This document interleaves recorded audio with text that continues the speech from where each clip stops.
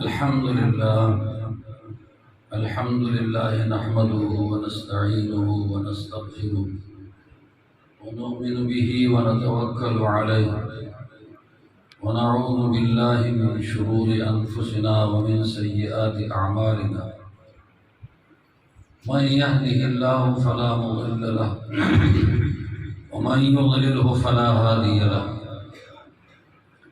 ونشهد أن لا إله إلا الله وحده لا شريك له ونشهد أن سيدنا ومولانا محمدا عبده ورسوله أما بعد فأعوذ بالله من الشيطان الرجيم بسم الله الرحمن الرحيم شهر رمضان الذي أنزل فيه القرآن هدى للناس وبينات من الهدى والفرقان صدق الله مولانا العظيم وصدق رسوله النبي الكريم ونحن على ذلك لمن الشاهدين والحمد لله رب العالمين اللهم صل على سيدنا ومولانا محمد وعلى آل سيدنا ومولانا محمد وبارك وسلم معزز سامعین، جس غرض کے لیے اس مجلس کا انعقاد کیا گیا ہے اس سے متعلق آپ نے مجھ سے پہلے مختلف الانواع اور مختلف انداز سے گفتگو سنی۔ میں چند گزارشات عرض کروں گا۔ بولنے والے ہوتے ہیں، ہر ایک کا اپنا اپنا انداز ہوتا ہے۔ آپ انداز کو نہ دیکھیں، بات کو دیکھیں۔ انداز تو وہ ساتھ لے کے جاتا ہے، آپ کے سامنے بات چھوڑ کے جاتا ہے۔ ہم اور آپ سب کو ضرورت بات کی کہ اس سے ہم کوئی سبق لے لیں۔ میں نے جو آیت پڑھی ہے اس میں تو رمضان کا ذکر آ چکا ہے، اور اب رمضان المبارک کا مہینہ نہیں ہے، لیکن اس میں قرآن مجید کی دو صفتیں ہیں، میں ان سے متعلق تھوڑی بات کروں گا۔ پہلی صفت ہے قرآن، دوسری صفت ہے فرقان۔ ان دونوں سے متعلق بات کرنی ہے۔ باقی اللہ تعالیٰ فرماتے ہیں کہ رمضان المبارک کا مہینہ وہ ہے جس میں اللہ تبارک و تعالیٰ نے تمام انسانیت پر روحانی فیض فرمایا ہے۔ روحانی فیض تورات سے اللہ تعالیٰ نے اس زمانے کے لوگوں کے لیے نازل فرمائی، رمضان کا مہینہ تھا۔ آسمانی صحیفے نازل فرمائے تو رمضان کا مہینہ تھا۔ زبور نازل فرمائی تو رمضان کا مہینہ تھا، اور قرآن پاک اللہ تعالیٰ نے اتارا ہے تو کہ رمضان المبارک کا مہینہ ہے۔ یک مشت اتارا تو بھی رمضان المبارک کا مہینہ تھا۔ انا انزلناہ فی لیلۃ القدر، بے شک ہم نے اس کتاب کو لیلۃ القدر میں اتارا ہے، اور لیلۃ القدر رمضان المبارک کے آخری عشرے میں طاق راتوں میں کوئی رات ہے۔ یہ تو پوری کتاب آسمان سے لوح محفوظ سے اتاری گئی بیت المعمور تک، اور اس سے نیچے نبی کریم صلی اللہ علیہ وسلم کی ذات اقدس کو جب اللہ تعالیٰ نے پیغمبری عطا فرمائی تو پیغمبری دینے میں 6 مہینے تو حضور علیہ السلام پر کوئی صریح وحی نازل نہیں ہوئی، قرآن کی صورت میں، حدیث کی صورت میں۔ البتہ خواب آتے رہے، اور ہر خواب کی تعبیر ایسی تھی کہ رات کو خواب دیکھ لی اور صبح حضور علیہ السلام کے سامنے تعبیر آ گئی۔ کسی خواب کی تعبیر کی اللہ کے نبی کو کسی سے پوچھنے کی ضرورت نہیں تھی، اللہ تعالیٰ خواب کے مطابق اس کی تعبیر سامنے لے آتے۔ بخاری شریف کی روایت ہے، پہلی حدیث دوسری تیسری حدیث میں یہ پوری تفصیل موجود ہے۔ 6 مہینوں میں اللہ تعالیٰ کے نبی کا دل خوابوں کے ساتھ آہستہ آہستہ مانوس ہوتا گیا، اور جب اچھی خاصی تیاری ہو گئی تو پھر رمضان المبارک کے آخری عشرے کی چوتھی رات میں، یعنی رمضان کی 24ویں کی رات، اقرأ بسم ربک الذی خلق، یہ 5 آیتیں اس سورت کی اتاری گئی۔ سب سے پہلے وحی یہ تھی، اور عجیب بات یہ ہے کہ اس میں سب سے پہلے نام اقرأ کا آیا ہوا ہے، ذکر اقرأ کا آیا ہوا ہے۔ اندازہ یہ ہوا کہ تمام انسانوں کے لیے سب سے پہلی چیز قرأت ہے، پڑھنا سب سے پہلی چیز ہے۔ 5 آیتیں نازل ہونے کے بعد حضرت خدیجہ رضی اللہ تعالی عنہ کے پاس واپس آئے، اور بخار بھی لگا تھا، اور یہ فرمایا کہ مجھے کمبل اڑا دو، مجھے بخار لگا ہے، کمبل اڑا دو۔ غار حرا سے مکہ مکرمہ شہر میں تشریف لائے۔ حضور علیہ السلام نے حضرت خدیجہ کو ایسے اٹکل سے آمادہ کر دیا، حکمت سے، کہ یہ میرے سامنے کسی چیز کا انکار نہ کرے۔ اگر آج انکار کر دیا، گھر سے مشکلات پیش آتی ہیں، گھر سے جب مشکل پیش آ رہے ہیں تو باہر کی مشکلات پڑ جاتی ہیں۔ تو ایسے اٹکل سے بات کر دی اور ایسی حکمت سے کر دی کہ خدیجہ خود قائل ہو گئی، اور وہ حضور علیہ السلام کی غمخوار اور موافق ہو گئی۔ گھر کی رکاوٹیں انتہائی پریشان کن ہوتی ہیں، باہر کی رکاوٹیں پھر بن جاتی ہیں، اس لیے آپ کو ایک اور نبی کی طرف بات سے بات نکل آئی یا دہانی کرا دی۔ اسماعیل علیہ السلام کی شادی ہو گئی جرہم قبیلے سے، والد محترم بیت المقدس کے اندر ہیں، اور شادی یہاں ہوئی ہے۔ تو وہ آ گئے سفید ریش نے، آئے تو گھر میں شوہر نہیں تھا، بیٹا ان کا اور بیوی موجود تھی، تو اس سے حالات پوچھے کہ تمہارا کیا گزران ہے؟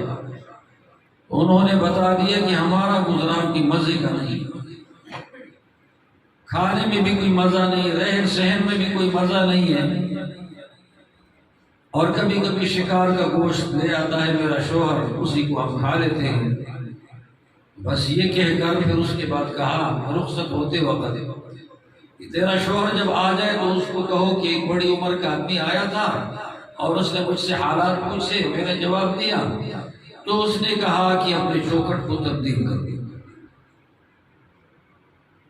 یہ جب چلے گئے، اسماعیل علیہ السلام آ گئے، تو دل سے دل کو راستہ ہوتا ہے، کسی کی دل میں ظلمت ہو تو وہ انوارات والے کے ساتھ دشمنی رکھتا ہے، اس کے ساتھ اس کی دوستی نہیں بنتی، اس لیے کہ دلوں کا ٹکراؤ ہے۔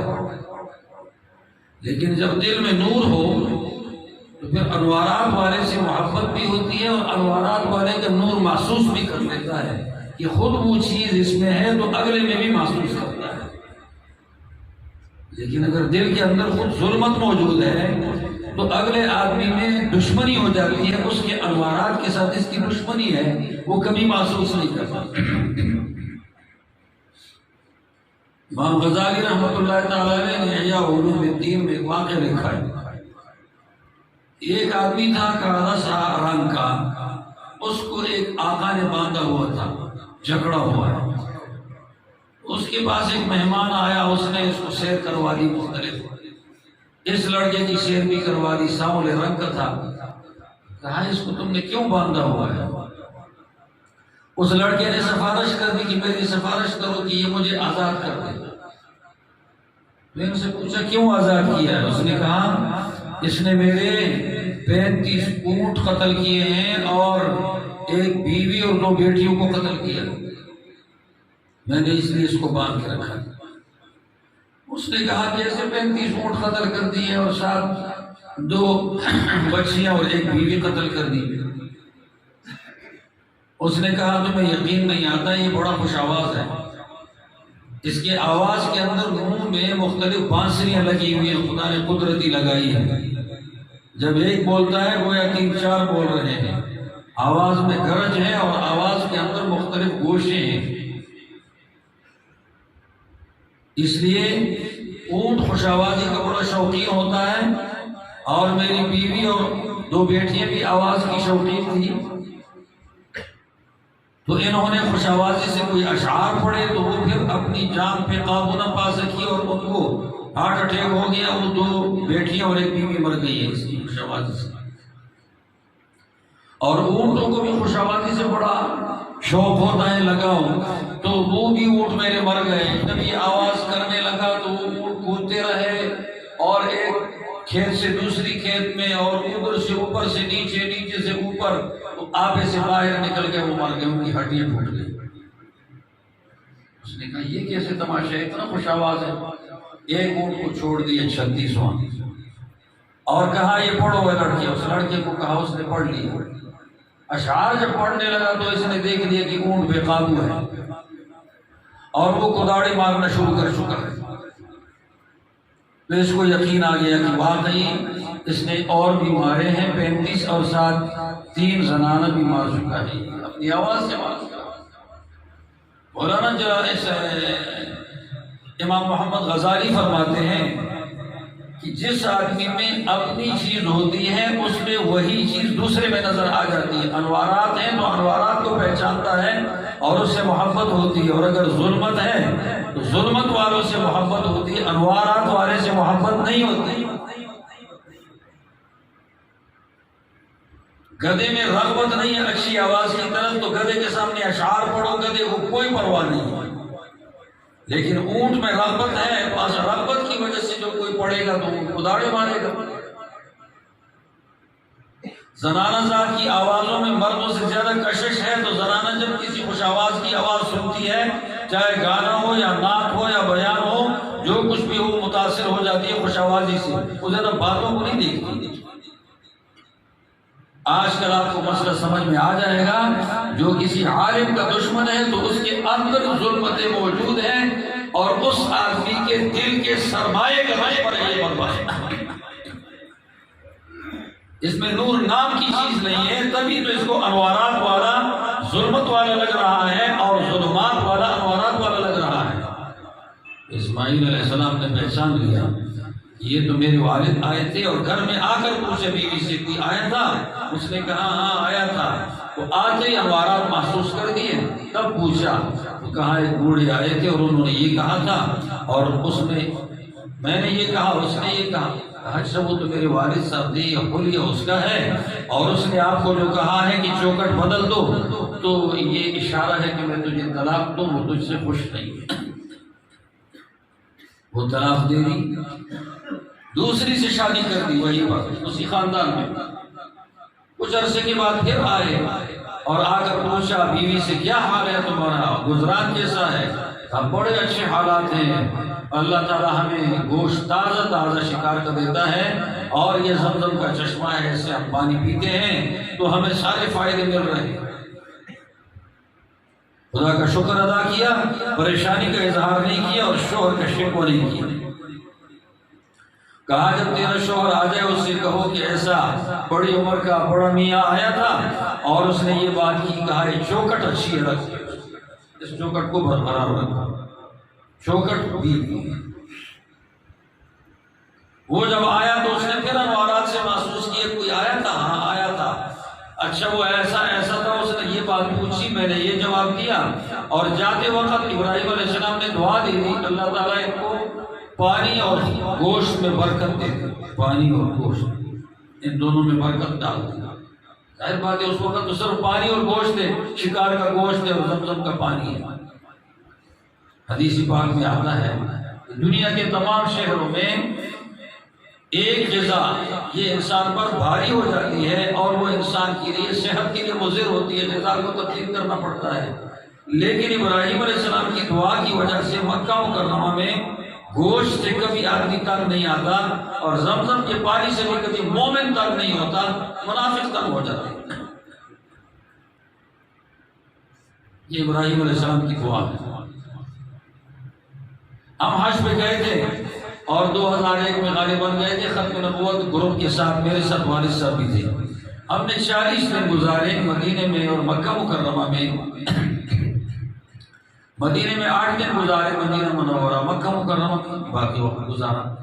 ایک دن رات بھی ہمیں گوشت کے بغیر کوئی چیز اس گروپ میں نہیں کھلائی، لیکن ہر ایک پر یہ گوشت موافق تھا، کسی پر مخالف نہیں ہے۔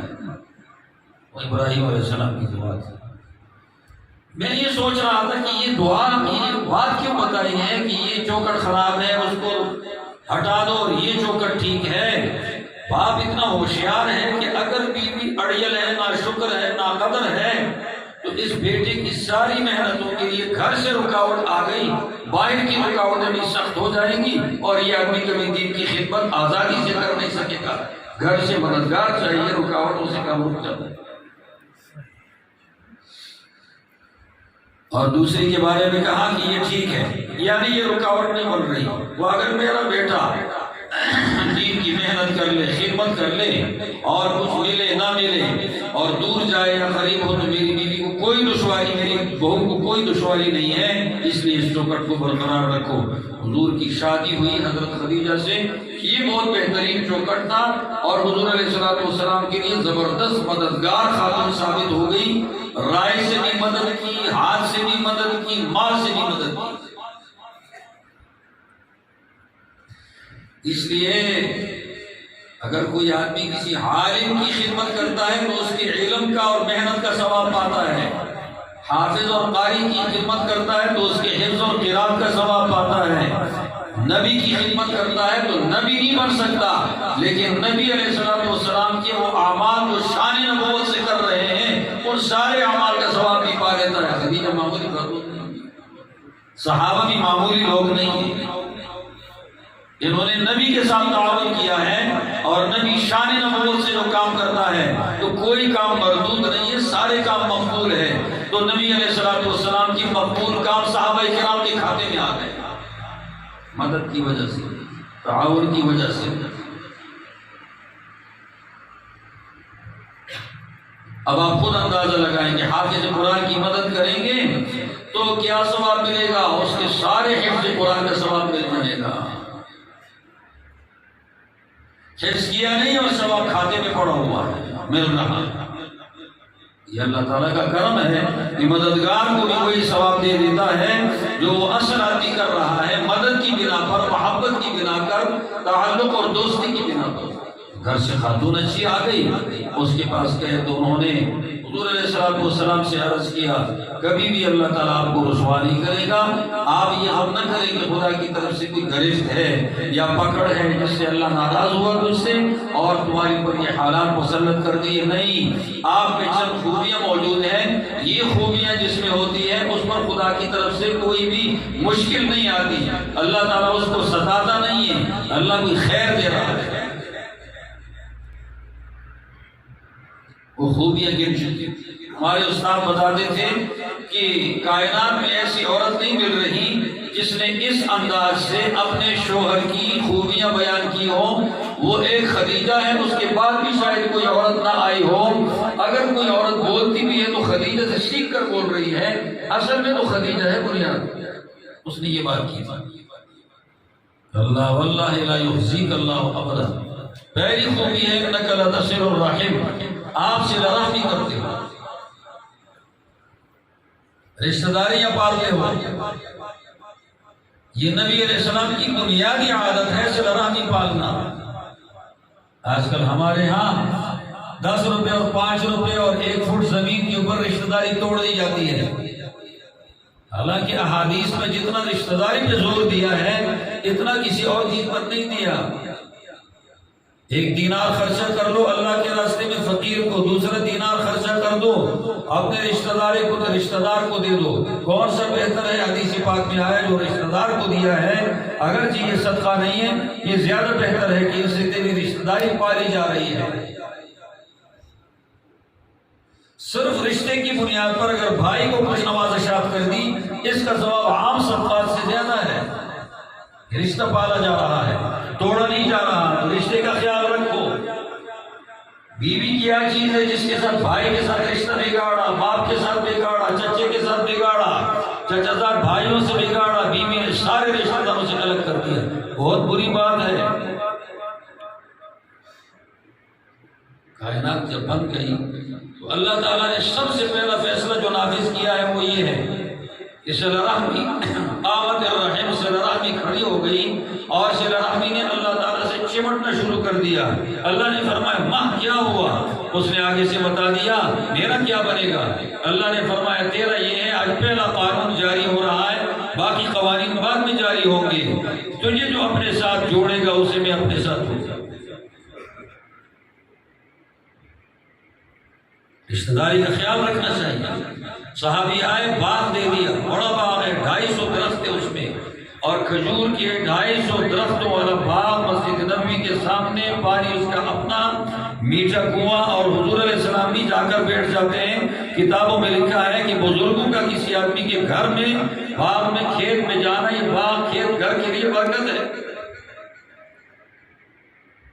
یہ برکت والا باغ تھا۔ آئے جی، اللہ نے فرمایا ہے کہ جو زیادہ اچھی چیز ہے اس کو جب تم دو گے تو جنت کا اعلیٰ درجہ پاؤ گے۔ لن تنالوا البر حتى تنفقوا مما تحبون۔ مجھے سارے مال میں سب سے زیادہ اچھا یہ باغ معلوم ہو رہا ہے، میں آج اللہ کے نام پر یہ پورا باغ دے دیتا ہوں، آپ جدھر چاہیں دے دیں۔ زرعها حيث أراك الله۔ حضور علیہ السلام نے فرمایا واہ واہ، یہ خوشی کے وقت کہا کرتے تھے یہ مال بڑے نفع بخش مال ہے، ذالک مال رابح، یا یہ مال آنے جانے والی چیز ہے، ذالک مال رائح۔ اس بات کے کہنے کے بعد پھر فرمایا میری رائے یہ ہے کہ تم اس کو اپنے رشتہ داروں میں دے دو، فقیروں کی بجائے رشتہ داروں میں دے دو۔ تو انس بن مالک فرماتے ہیں کہ میں اس کا ستیلا بیٹا تھا، مجھے کچھ نہیں دیا، اور حسان بن ثابت کو دے دیا، اوروں کو دے دیا جو رشتہ دار تھے۔ ظاہر بات ہے یہ رشتہ دار نہیں تھا، یہ تو ستیلا بیٹا تھا جس کو ہمارے پشتو والے پرکٹ کہتے ہیں، دوسری ہفتے پرکٹ، یہ اسی چرپائی پر ہو گئے، بیٹا نہیں ہے نا پرکٹ، چرپائی وہ طرح ترمتی نالائد ہے، اس کو کچھ نہیں دیا۔ اب رشتہ داروں کو دینے میں کتنا بڑا ثواب ہے، تاکہ رشتہ ٹوٹ نہ جائے، رشتہ بن جائے۔ یہاں ان زمین پر رشتے ٹوٹ رہے ہیں، آج سے یہ دل سے یہ بغض نکالنا چاہیے۔ مال مل جائے گا لیکن رشتہ داری نہیں ملے گی، اس کے پالنے کا ثواب نہیں ملے گا۔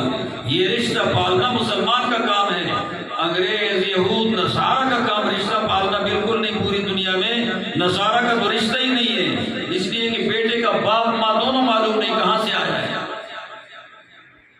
یہ تو صرف ہمارے اسلام کی خصوصیت ہے کہ باپ ماں دونوں کا پتہ ہے، ننیال اور ددیال کا پتہ ہے۔ انگریز میں تو نہ ننیال کا پتہ ہے نہ ددیال کا پتہ ہے، سب فرینڈ کی اولاد ہے۔ ہمارے نکاح کی اولاد ہے، وہ تو سارے دوستی کی اولاد ہے۔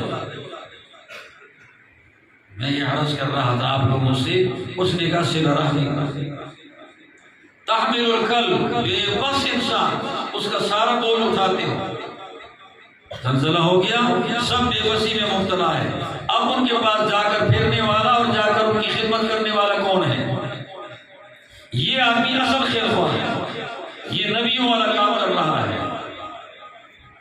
اور مستغنی بیٹھا ہوا ہے، چلو جی زلزلہ ہوا، یہ ہوتا رہتا ہے، چلو جی سیلاب آ گئے، یہ آتا رہتا ہے، لوگ اپنا کام کریں گے، اپنا خود سنبھال لیں۔ یہ قوم کا دشمن ہے جو یہ کہہ رہا ہے۔ قوم کس حال میں ہے؟ آج تک کسی کے بچے نہ مل سکے، اس لیے کہ ادھر تک پانی آتا ہے، یہ معلوم نہیں کہ میرا بچہ کدھر ہوگا، ہر طرف پانی پانی ہے۔ ان مظلوموں کی مدد کے لیے کون میدان میں پھر رہا ہے؟ اصل خیر خواہ وہ ہے، باقی تو مفاد پرست ہیں، اپنا فائدہ سوچ رہے ہیں۔ وعین علی نوائب الحق، یہ نوائب الحق سے اعلان کی کہ خدا کی طرف سے آنے والی مصیبت اور مشکل میں تو مددگار بن جاتا ہے۔ مہمان نوازی کرتے ہو، مہمانوں کو کھلاتے پلاتے، انجانا مہمان اس کو کھلانا پلانا، یعنی وراثت نبوت میں دسترخوان عام رکھنا پڑتا ہے، اسپیشل نہ صحیح، سادہ صحیح، لیکن سب کے لیے ہو،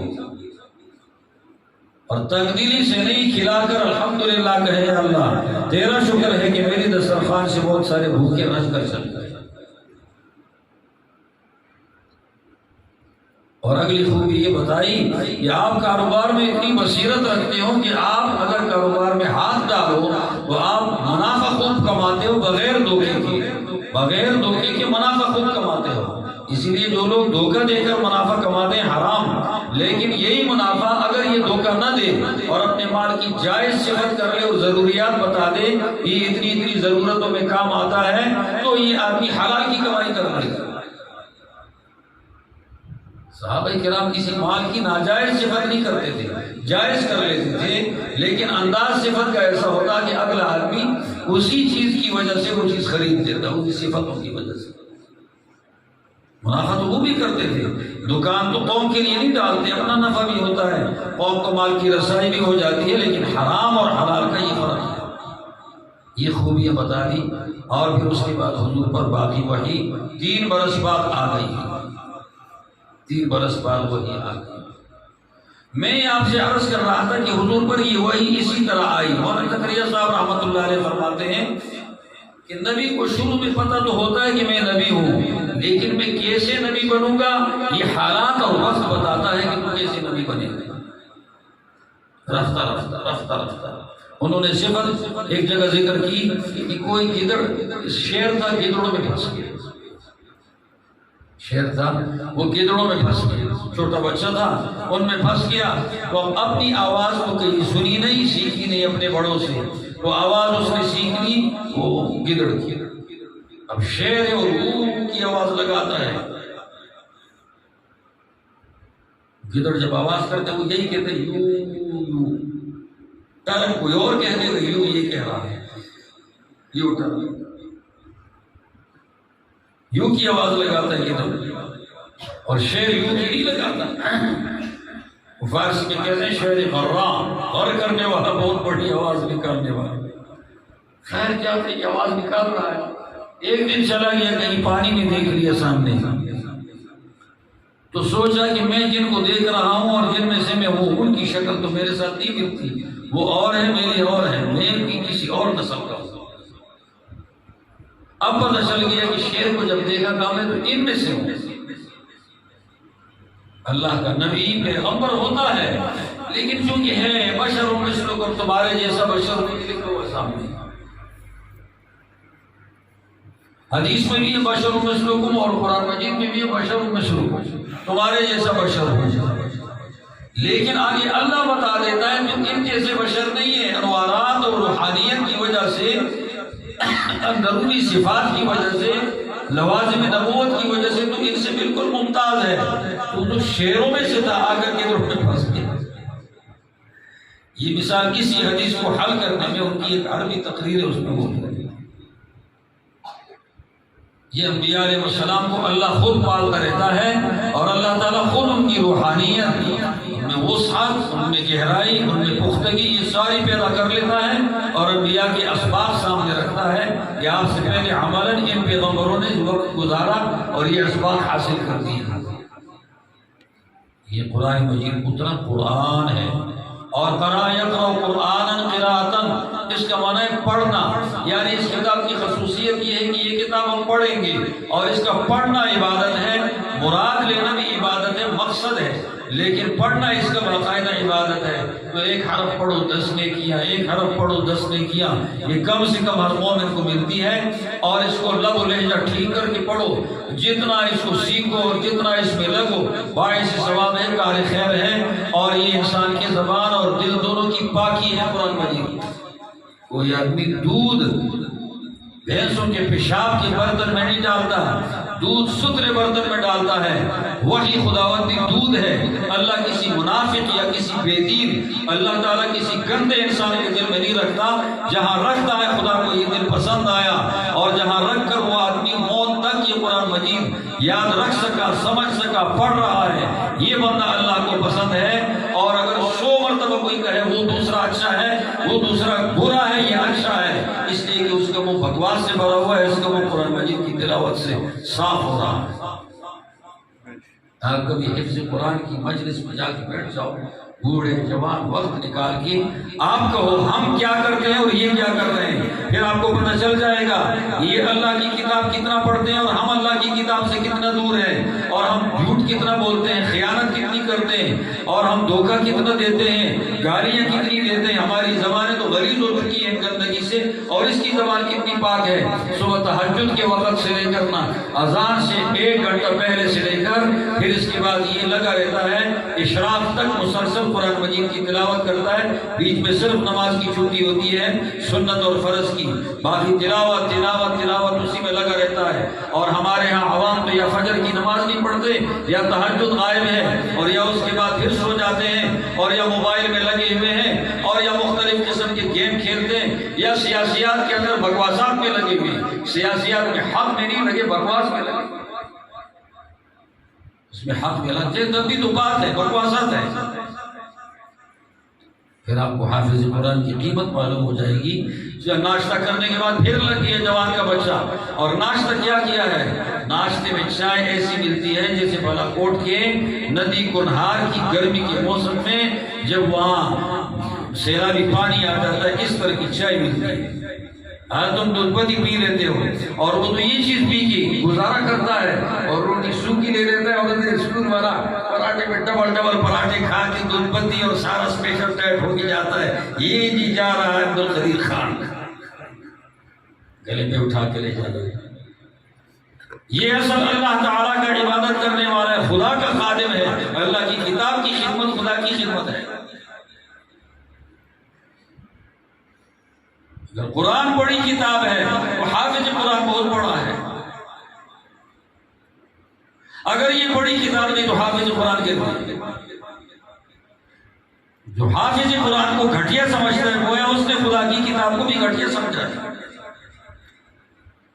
خوف رکھنا چاہیے، اپنی زبان کو احتیاط سے رکھنا چاہیے، مقتدر ہستیوں کے بارے میں اپنی زبان کو بڑے احتیاط سے چلانا چاہیے۔ قابل قدر ہستی یہ ان میں شمار ہے۔ میں آپ کو بتاؤں، آپ نے قرآن مجید کھولا، کھولنے کے بعد آپ اسی میں سے پڑھتے ہو، ہاں اس میں رکوع، اس میں پارا، اس میں صفحہ، اور اس میں ساری چیزیں موجود ہیں، آپ وہاں پڑھتے ہو، اسی ورقوں والے قرآن مجید کو ادھر رکھ لیتے ہو، چوم بھی لیتے ہو۔ حالانکہ ورقے کا کمال نہیں ہے، یہ ہبہ خداوندی ہے کہ ورقہ خدا کو پسند آیا، اس پر گالی نہیں لکھی گئی، خدا کی کتاب لکھی گئی، لیکن ورقے کا اپنا کام ہے، اپنی محنت ہے نہیں، وہ تو خدا کا ایک فضل اس پہ ہو گیا۔ یہی حافظ قرآن جب قرآن مجید یاد کر لیتا ہے اور یہ اللہ اکبر کہہ کے پڑھتا ہے، سامنے قرآن مجید نہیں ہے، یہ کہاں سے پڑھ رہا ہے بتاؤ؟ یہ اس ورقے سے پڑھتا ہے، یہ اس صفحے سے پڑھتا ہے جو وہاں سامنے تھا کاغذ والا، وہاں سے تو اس نے 3 سال میں محنت کر کے دماغ میں منتقل کر دیا، یہ دماغ میں پڑھ رہا ہے، اس کا پورا دماغ قرآن مجید کی رکوع سے، پارے سے، سورت سے اور یہ ساری آیتوں سے بھرا ہوا ہے۔ اب اگر وہ قرآن مجید قیمتی ہے جو نیچے موجود ہے ورقے کی صورت میں، تو یہ بھی قیمتی ہے جو دماغ میں موجود ہے، وہاں ورقے ہیں، ان ورقوں کی صورت میں موجود ہے، ورقہ نظر نہیں آتا، حافظ قرآن پڑھ کر بتاتا ہے کہ میں ورقوں سے پڑھ رہا ہوں، میرے دماغ میں ہے۔ پھر اس کا دماغ قابل تنقید ہو گیا، پھر اس کا دماغ برا ہو گیا، جس دماغ میں ساری گالیاں پڑی ہوئی ہیں اسٹور کی، وہ دماغ اچھا ہو گیا، خرافات ہے وہ اسٹور کی ہوئی ہیں وہ اچھا ہو گیا، یہ دماغ برا ہو گیا، توبہ کرنی چاہیے۔ اگر قرآن اچھا ہے تو یہ حافظ قرآن بھی اچھا ہے، عالم قرآن بھی اچھا ہے۔ اگر قرآن مجید کو اچھا نہیں سمجھتا تو ظاہر بات ہے پھر حافظ کو بھی برا سمجھے گا۔ اگر وہ اچھا نہ ہوتا تم اچھے ہوتے، اللہ تمہیں یہ دولت دے دیتا، نہیں دی اس کو دی، وہ اچھا ہے، خدا کو پسند ہے۔ اور یہ بھی یاد رکھ لیں، کالج دورائے کے اندر سارے باشندے اور یہاں تک اور ہمشیریاں تک سب کے سب روزانہ تلاوت سب کی گن لیں، یہ سارے مل کر بھی 3 سالوں میں 4000 مرتبہ قرآن مجید نہیں پڑھتے، سب کا مل۔ اگر کوئی کہے پڑھتے ہیں میں اس سے پوچھتا ہوں تو کتنا پڑھتے ہیں، کھڑے ہو۔ اگر کوئی کہے پڑھتے ہیں تو میں ان سے پوچھتا ہوں تو کتنا پڑھتا ہے، وہ کھڑا ہوگا، وہ کہے گا مجھے آتا ہی نہیں، یا وہ کھڑا ہوگا میں نے سیکھا ہے کبھی پڑھا ہی نہیں۔ پھر نہیں پڑھا نا، 4000 ختم بھی نہیں کیے 3 سالوں میں. میں آپ کو حلفاً کہہ سکتا ہوں اور میں آپ کو باقاعدہ ضمانت کے ساتھ کہہ سکتا ہوں کہ ہمارا حافظ قرآن مجید حفظ کرتا ہے 3 سال میں 20,000 اوسط قرآن مجید کرتا ہے، 20,000 ختم کر لیتا ہے، تب اس کو یاد ہوتا ہے. وہ پورے دورائے پر بھاری ہوا یا نہیں ہوا؟ کرنی چاہیے. اگر قرآن مجید کا پڑھنا ثواب ہے اور اس مجلس میں فرشتے آتے ہیں، مجتمع قوم کی بیت من بیوت اللہ یتلون کتاب اللہ ویتدارسون فیما بینہم الا حفتہم الملائکہ، فرشتے گھیرا ڈالتے ہیں، غشیتہم الرحمہ، اور ان پر رحمت خداوندی گھیر لیتی ہے. نزلت علیہم السکینہ، اللہ تعالیٰ سکینہ نازل کر دیتے ہیں. ذکرہم اللہ فی من عندہ، بالائی جہان میں اس کا اللہ نام لیتا ہے، فلانا فلانے کا بیٹا، بطور فخر کے فرما دیتے ہیں یہ اللہ تعالیٰ کی کتاب پڑھ رہا ہے، میری کتاب سن رہا ہے، پڑھتا ہے، یاد کرتا ہے. یہ اسکول کالج کے لیے خصوصیتیں نہیں ہیں بھائی، وہ تمہاری دنیا ضرورت ہے. اسکول کالج آخرت کی ضرورت نہیں ہے، صرف دنیا کی ضرورت ہے. جب اسکول کالج نہیں تھے یہ چیزیں، تب بھی لوگ دنیا میں کام کرتے تھے اور دنیا کا کام ان کا ہو رہا تھا. اسکول کالج کے ساتھ فراڈ بھی آ گیا اور فراڈ کے ساتھ پیسہ زیادہ آ گیا، بس اتنا کچھ ہے. باقی اس کے علاوہ تو ہم نے کوئی چیز نہیں دیکھی اسکول کالج میں. کیا خیال ہے؟ یہ سارے فراڈی کہاں سے تیار ہوتے بتاؤ؟ یہ جو افسر کرپشن کرتے ہیں کہاں سے کر رہے ہیں؟ یہ کسی مدرسے سے نکلا ہے؟ یہ جو اقتصادیات تباہ کر چکا یہ کہاں سے کر رہا ہے؟ یہ کدھر سے نکلا ہے؟ وہیں سے نکلا ہوا ہے، مدرسے سے تو کوئی نہیں نکلا. دماغ کھولنا چاہیے، مرنے سے پہلے کھولیں گے ہم کو سمجھ کر. اللہ تعالیٰ مرنے کے بعد مقام دے گا اعزاز جنت کا. اگر نہیں کھولیں گے پھر اللہ تعالیٰ ادھر کھولے گا، لیکن کھولنے کا فائدہ نہیں ہے. مولانا تھانوی رحمۃ اللہ علیہ فرماتے ہیں فائدہ تب ہے جب روح جسم اکٹھے ہوں. فائدہ اس وقت ہوتا ہے محنت کا، لیکن جب روح جسم جدا ہو جائے پھر اس کے بعد کسی عمل کا کوئی فائدہ نہیں. جنت میں ذکر جاری ہے لیکن اس ذکر سے درجات بلند نہیں ہو رہے، مشغلہ ہے. دنیا کے ذکر سے درجات مل رہے ہیں. ضرور تکلیف ہے، یہ محنت کی جگہ ہے، وہ تو جزا کی جگہ ہے، محنت کی نہیں. سمجھنے کی کوشش کریں، غلطی سے توبہ کر لیں، غلط لوگوں کے پاس مت بیٹھیں، دین دشمنوں کے پاس مت بیٹھیں، دین والوں کی ہمت نہ کریں. اولاد بھی دین دشمن بن جائے گی. اگر اولاد کو تباہ کرنا ہے تو دین دشمن بن جائیں گے. مدرسے میں اس دن بتا رہا تھا استادوں کو کہ تم لوگوں کے پاس آئے ہیں علماء، اولاد ہیں لوگوں کا، اور یہ لوگوں کی اولاد آئی ہے اور یہ علم سیکھنے آئے ہیں، استعداد لے کے آئے ہیں، مشینریاں. اگر تم ایسا کرو گے کہ ان کے ساتھ پڑھائی میں 2 نمبری کرو، نگرانی میں 2 نمبری کرو، ان کو آوارہ بناؤ، تو آپ کی اولاد اگر اچھے سے اچھے مدرسے میں پڑھے، واپس آ کر آپ کی اولاد لوفر ہوگی کہ آپ نے اوروں کی اولاد کو لوفر بنا دیا. آپ کی لوفر ہوگی جب آپ اوروں کی اولاد کو لوفر بناؤ گے. آپ اوروں کی اولاد کو پابند بناؤ گے، آپ کی خود بخود پابند ہوگی. ہمارے یہاں معیاری مدرسہ بھی نوری ٹاؤن کراچی کا ہے. اگر کوئی آدمی اپنے مدرسے میں استاد بن کر طلباء کے ساتھ 2 نمبر ہی کرتا ہے پڑھائی میں، وہاں 1 نمبر کی پڑھائی اس کا بیٹا نہیں کر سکے گا. 1 نمبر کا پڑھ کر واپس آ کر یہاں لوفر کرے گا. وجہ یہ باپ نے زیادتی کی. آپ اگر زیادتی کرو گے آپ کی نسل میں برے لوگ بد سے بدتر پیدا ہو جائیں گے. آپ بھی ارمان اور افسوس کریں گے، لیکن وقت ہاتھ سے کیا ہوا ہوگا، یہ کسی گستاخی کا نتیجہ ہوگا. مجھے ایک تبلیغ والا آدمی ملا، بڑا اچھا آدمی. اس نے کہا مجھے مولوی صاحب بہت پرانی بات ہے، آج سے 27 سال پہلے کی بات ہوتی ہے. میرا بیٹا مدرسے سے چھوڑ چکا ہے، پرائیویٹ میں پڑھتا تھا. چھوڑا اس لیے کہ میں نے سیاسی میدان میں باتیں آ جاتی ہیں تو مولانا کے پیچھے میں نے ایک بات کر دی، مولانا فضل الرحمان صاحب کے پیچھے. اس بات کا نتیجہ یہ ہوا رات کو میں نے کر دی، صبح بیٹا بھاگ کے آ گیا. پھر ہمارے پاس بھی داخل کیا، شاعت الاسلام میں نہ پڑھ سکا، اب بھی وہ دکاندار ہے.